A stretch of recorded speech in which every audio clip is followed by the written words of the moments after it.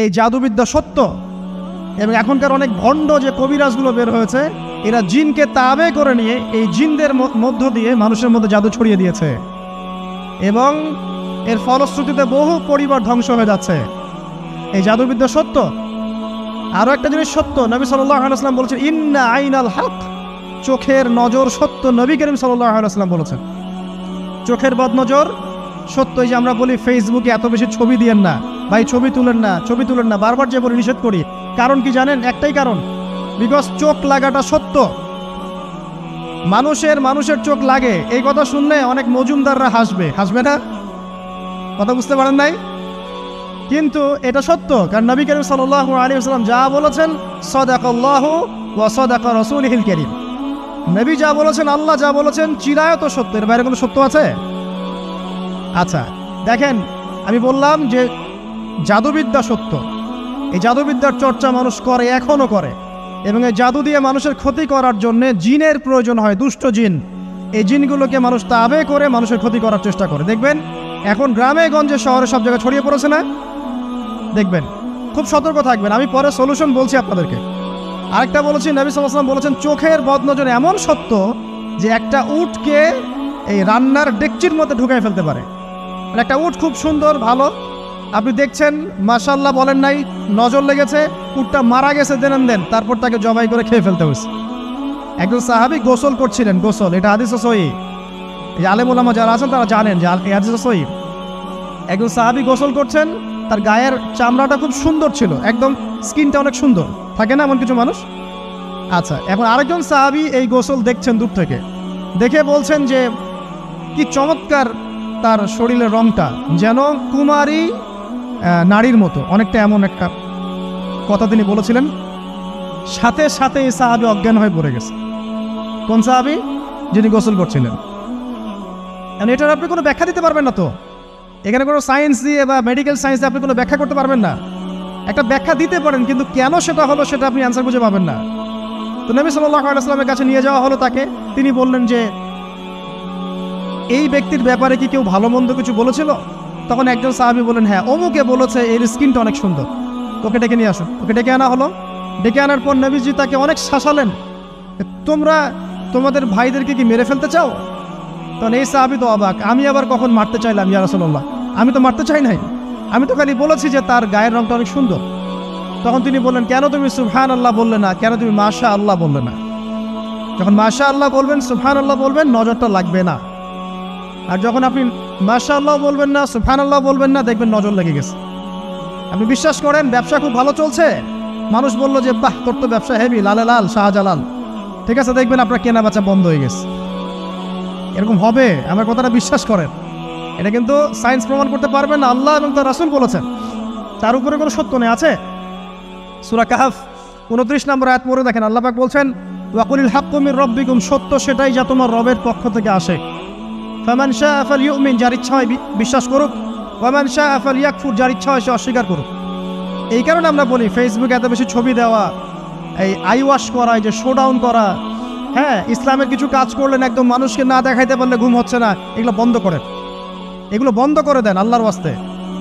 অফলাইনে কাজ করেন, নিজেকে গোপন করার চেষ্টা করেন। যত বেশি মানুষের কাছে নিজেকে এক্সপোজ করবেন, কাজের বরকত কমে যাবে, কাজের বরকত কমে যাবে, চোখ লাগবে, নজর লাগবে। এবং চোখ লাগা বদনজরে বহু আলেম আস্তে আস্তে মাঠ থেকে মাইনাস হয়ে গেছে না? যায় নাই? এখন কি আলেমদের সংখ্যা বেশি না কম? যত দিন যাবে আলেমের সংখ্যা আরো কমে যাবে। নবীজি বলেছেন আলেমদের সংখ্যা কমতে থাকবে, মানুষ জাহেলদেরকে আলেম বানিয়ে নেবে। তো প্রিয় ভাইরা, জাদুবিদ্যা সত্য, চোখের বদনজর সত্য, রাতের এই অনিষ্টগুলো সত্য, রাতের বেলা অনেক ক্ষতি আছে। এই জন্য নবীজি বলছেন বাচ্চাদেরকে বাইরে বের করো না, এবং তোমরাও রাত যখন গভীর হবে তখন এদিক ওদিক ঘোরাফেরা করো না। দেখবেন রাত যত গভীর হয় আমাদের শহরগুলো তত জীবিত হয়, তাই না? তাই না?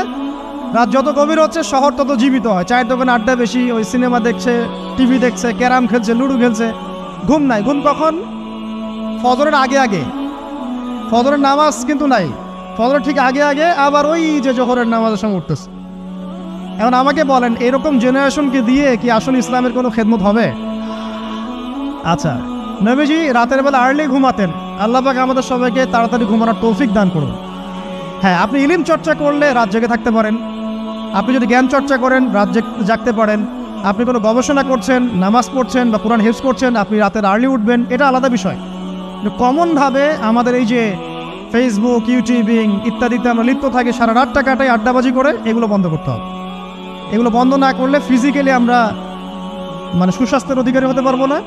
সারা দিনটা আমাদের একটা কি বলবো অলসতার ভাবে যাবে এবং দিনের বেলা কাজগুলো ব্যাহত হবে। এতে করে আমাদের উম্মার এই পুরো বড় যে তরুণ প্রজন্ম আছে এদেরকে আপনি সম্পদে পরিণত করতে পারবেন না। তাই এই সিস্টেমটা চেঞ্জ করা দরকার।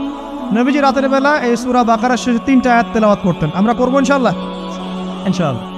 আরেকটা আমল বলে দেই, নবী করিম সাল্লাল্লাহু আলাইহি ওয়াসাল্লাম রাতের বেলা সূরা মুলক তেলাওয়াত করতেন। কোন সূরা এটা? কোন সূরা? তাবারাকাল্লাযী বিয়াদিহিল মুলক। কয়টা আয়াত আছে?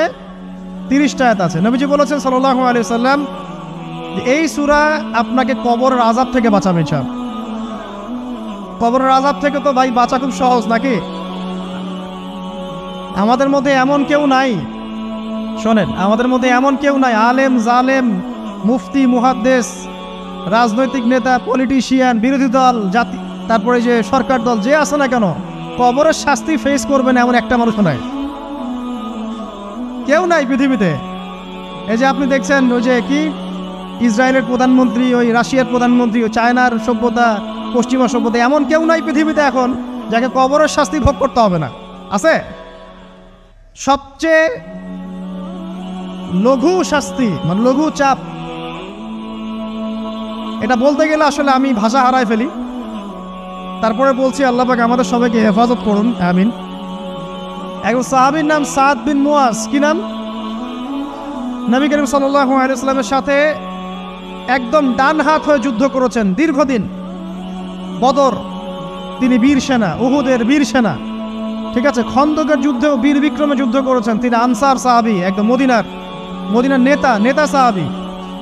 সব সাহাবী কিন্তু একরকম নন, কেউ ছিলেন নেতৃস্থানীয় সাহাবী, তিনি ছিলেন একজন নেতৃস্থানীয় সাহাবী, ঠিক আছে, সাদ বিন মুয়াজ। নবী করিম সাল্লাল্লাহু আলাইহি ওয়াসাল্লাম এত ভালোবাসতেন তাকে, এত ভালোবাসতেন যে তাকে নিজের মনে করতেন যে সাদ বিন মুয়াজ আনসাররা আমার নিজের। চারটাখানি কথা। এই সাহাবীর খন্দকের যুদ্ধে এই যে হাতের এই দিকে সম্ভবত হাতের এই রগের মধ্যে একটা তীর এসে লাগে এখানে, এবং তীরটা তিনি বের করতে গিয়ে রক্তটা ছিঁড়ে যায়। এরপর ফিনকি দিয়ে রক্ত বের হওয়া শুরু হয়। চিকিৎসা করে করে রক্ত বন্ধ করা যায় নাই, এবং এই রক্তের প্রবাহিত রক্তেই আল্লাহর ইচ্ছায় তিনি শাহাদাত বরণ করেন, তিনি ইন্তেকাল করেন। নবী করিম সাল্লাল্লাহু আলাইহি ওয়াসাল্লাম প্রচণ্ড ব্যথিত হন, মানে মনটা তার খুব নরম হয়ে যায় সাদ বিন মুয়াজ রাদিয়াল্লাহু আনহুর জন্য। তো এই সাহাবীর যখন জানাজার নামাজ পড়ানো হচ্ছে, নবীজি বলছেন 70,000 ফেরেশতা তার নামাজে অংশ নিয়েছে।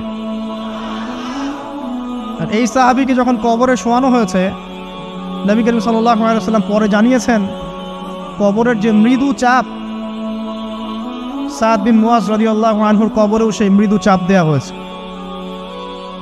আমি কি বুঝাতে পারলাম ভাই? আমাদের কোনো দাম আছে এখনকার পলিটিশিয়ানদের কোনো দাম আছে? এখনকার সমাজ নেতার কোনো দাম আছে? এখনকার সুদখোরদের কোনো দাম আছে? এই ঘুষখোর দুর্নীতিবাজদের কোনো দাম আছে? আমরা যারা কাঠমোল্লা হয়ে আছি আমাদের কোনো দাম আছে? সাদ বিন মুয়াজ রাদিয়াল্লাহু আনহু যদি কবরের শাস্তি তাকে না ছাড়ে, প্রশ্নোত্তর পর্ব তাকে না ছাড়ে, আমরা পার পাবো? নবী করিম সাল্লাল্লাহু আলাইহি ওয়াসাল্লাম বলছেন সূরা মুলক তেলাওয়াত করো রাতের বেলা, ইনশাআল্লাহ সূরা মুলকের তেলাওয়াত কবরের আযাব থেকে তোমাকে বাঁচান। আর আমাদের তো ভাই কবরে সবাই সাথে যাবে না, গার্লফ্রেন্ড যাবে না, বাপ মা ভাই বোন সবাই যাবে না। একজন ব্যক্তি সুদ খাচ্ছে, জিজ্ঞাসা করে দেখেন কেন খায়, বলবে তার সন্তানের জন্য খায়, তার বউয়ের জন্য খায়, তার মা বাবাকে দেখতে হবে তাই খায়, তাই না? একজন ব্যক্তি ঘুষ খায়, বলবে আমার পরিবারের জন্য খাই। একজন দুর্নীতি করছে, পুকুর চুরি করছে, বলবে দুর্নীতি করছে আমার পরিবারের জন্য খাই, পরিবার ভালো থাকবে। সবার একই এক্সকিউজ যে পরিবার যেন ভালো থাকে, আমার সন্তানরা যেন ভালো থাকে, আগামী প্রজন্মের জন্য কিছু রেখে যেতে পারি, তাই না? এরকম একটা মানুষও কি আপনার সাথে কবরে যাবে? আর এই বোকা মানুষ কেন বোঝে না যে আপনার কবরে আপনাকেই যেতে হবে? তাহলে আপনি কি কারণে অন্যের কারণে নিজের পরকাল নষ্ট করছেন? অন্যের সুখের জন্য আপনি আপনার পরকাল নষ্ট করছেন। সুদ খাচ্ছেন, দিব্যি মায়ের সাথে জেনা করছেন। আপনাদের এলাকায় নাকি সুদের সমস্যা অনেক বেশি। কয়েকটা হাদিস বলে দেই, আমি ওদেরকে আক্রমণ করতে আসি না। আমি শুধু তাদেরকে 3টা হাদিস শোনাতে এসেছি।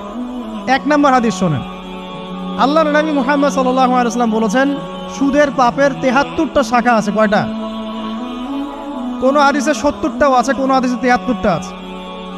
বলছেন যে সবচেয়ে নিচের শাখাটা হচ্ছে, সুদের পাপের সবচেয়ে নিচের শাখা হচ্ছে যে যেন কোনো ব্যক্তি তার মাকে রেপ করলো, তার মাকে ধর্ষণ করলো। 1 দিরহাম যে ব্যক্তি সুদ খায়, সহিহ বুখারীতে আরেকটা হাদিস এসেছে, সে যেন 36টা মেয়েকে ধর্ষণ করলো।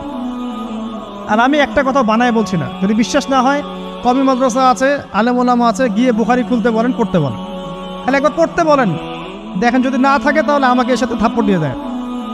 যদি না থাকে হাদিস এটা, তাহলে আমার গালে একটা থাপ্পড় দিয়ে যায়। আর যদি থাকে তাহলে আল্লাহর রাস্তায় সুদ খাওয়া ছেড়ে দেন। কোনটা করবেন? চ্যালেঞ্জ করবেন? নবীজি বলেছেন, 1টা দিরহাম যে ব্যক্তি সুদ খায়, দিরহাম মানে কি? রৌপ্য মুদ্রা। এটা এখন দেখতে পারবেন না, জাদুঘরে আছে।